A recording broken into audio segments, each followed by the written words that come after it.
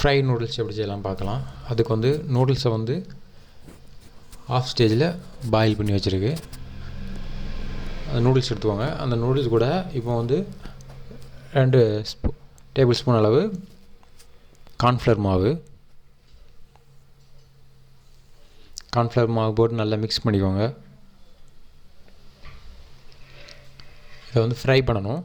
இப்போ ஃப்ரை பண்ணதுக்கு ஒரு கடாயில் ஆயில் மிக்ஸ் பண்ணி அதெல்லாம் ஹீட் பண்ணிக்கோங்க. இப்போ வந்து நம்ம மிக்ஸ் பண்ணி வச்சுருக்க நூடுல்ஸை அதில் போடுறோம்.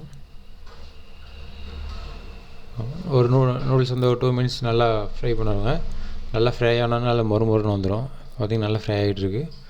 இப்போ அதை எடுத்து வச்சுக்கோங்க.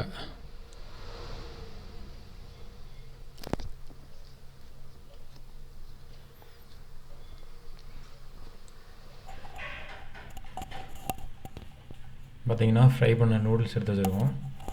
அது கூட வந்து இப்போ வெஜிடபிள்ஸ்லாம் கட் பண்ணி வச்சுருக்கு. என்னென்னு பார்ப்போம்.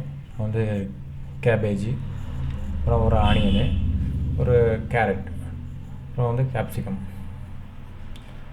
இன்னொரு பேன் எடுத்துவாங்க.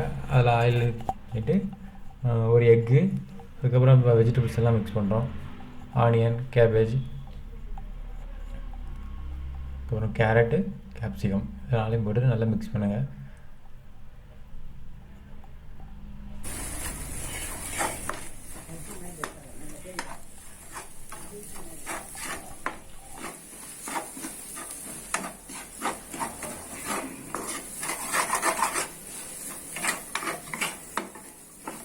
இந்த காய்கறிலாம் நல்ல வேகிற அளவு ஹை ஃப்ளேமில் வச்சு கிண்டிகிட்டே இருங்க.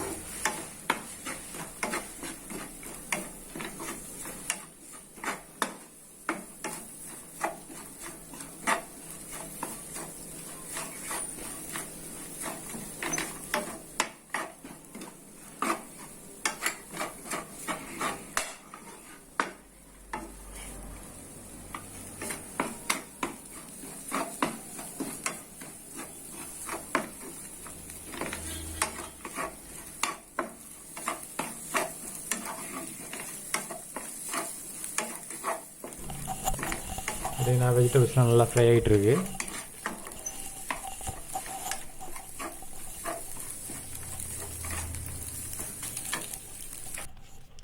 இது கூட இப்போ வந்து நம்ம சால்ட்டு ப்ளஸ் ஒயிட் பெப்பர் தேவையான அளவு சேர்த்துவோங்க.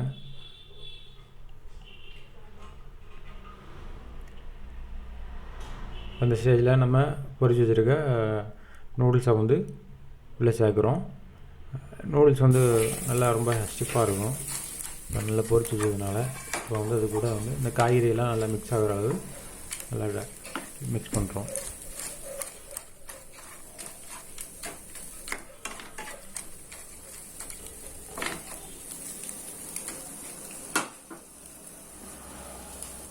இந்த வெஜிடபிள்ஸ்லாம் நல்லா ஓரளவு மிக்ஸ் ஆகிடுச்சு.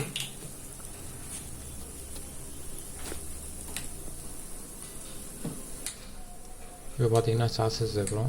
டொமேட்டோ சாஸு அது ஒரு 2 ஸ்பூன் அளவுக்கு, அதுக்கப்புறம் டார்க் சோயா சாஸ்,